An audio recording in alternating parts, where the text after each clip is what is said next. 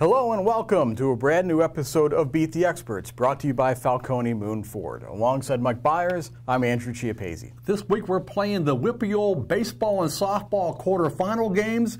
We still have 8 local baseball teams alive and 5 softball teams, AJ. Let's break down some of the quarterfinal games. Yeah, and you know what? It'll be a quick turnaround for the baseball teams because the Class 1A through Class 4A games are all being played on Monday. That's the quarterfinals, and then they'll have their semifinals on Tuesday, so just a one-day turnaround. Class 5A and 6A quarterfinals are on Tuesday, and the semifinals are Wednesday. So that compact schedule, plus having the playoff experience for the first time for some young guys, makes me wonder how Quigley is going to handle all of this, because I think it actually might be in the Spartans' favor. Quigley plays Jeanette on Monday at Fox Chapel, and here's a team in Quigley that's already reached new heights. They won a section title for the first time in program history. They have a couple of key seniors in Nick Doerr and John Jansma, but it's been that freshman class that's been so impressive for Quigley, and I wonder how they're going to handle this atmosphere. And sometimes not going through this before is a great thing for these kids because they're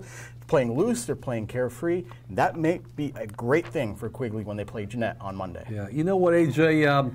The past 2 years, one of the most refreshing baseball stories locally and even in the WPIAL is what Kip Rowell has done at Quigley Catholic. For many, many years, they had losing programs. I recall I did a lot of stories on him when he first got hired, and he kept preaching about the fact that he had to teach these kids to believe in themselves, that they could win. He's a very strong fundamentalist. They were 9-6 last year, made the playoffs for the first time since 1985. They're 13-1 right now, playing good baseball. AJ, you're right about Quigley having a bunch of freshmen, 7 on a team, I believe, and 3 who are starters playing key roles. But I think the real key guy to Quigley will be Jonathan Jansma, a senior pitcher, shortstop. He's their MVP this year, pitching very well, hitting very well. And also, you mentioned Nick Doerr. He didn't play baseball last year. He came out this year here. He bats leadoff.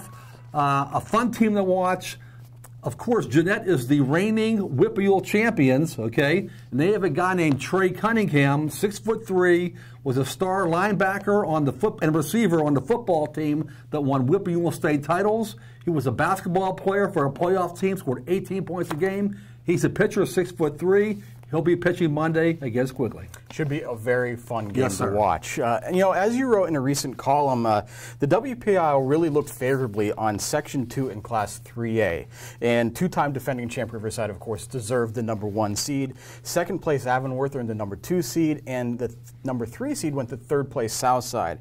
And it's the Southside team that intrigues me the most in that bracket because this is a team that is red hot right now. The Rams have won 8 of their last 9 games. They only lost a 4-1 setback to Avonworth. And besides section wins in that stretch, Southside beat 2 other playoff teams. Carlinton, which was the #7 seed in Class 2A, and Vincentian, which was the top seed in Class 1A. Yep. Southside can hit. They have an ace in Casey Jones. They're on a hot streak. I really like the Rams' chances when they play Burrell on Monday. I think Southside may be a team to watch in Class 3A. Yeah, you know what? When I was talking to Coach Chip Hunter early in the year, he knew he would have a pretty competitive team, and the word competitive is the word he used a lot. He really thought his guys would go out there and compete and play hard, and that's one of the best descriptions of a team you'd want in a baseball team, to go out there and compete and play hard. You mentioned Casey Jones, their pitcher. They have a leadoff batter, Nate Statler. You covered one of their games this year where he walked 6 straight times in the same game. And I saw him play the next time against Beaver Falls. He walked 4 or 5 times in that game. So this kid knows how to get on base. A very good baseball game I think we're going to see. I'm covering that game. I can't wait to see it.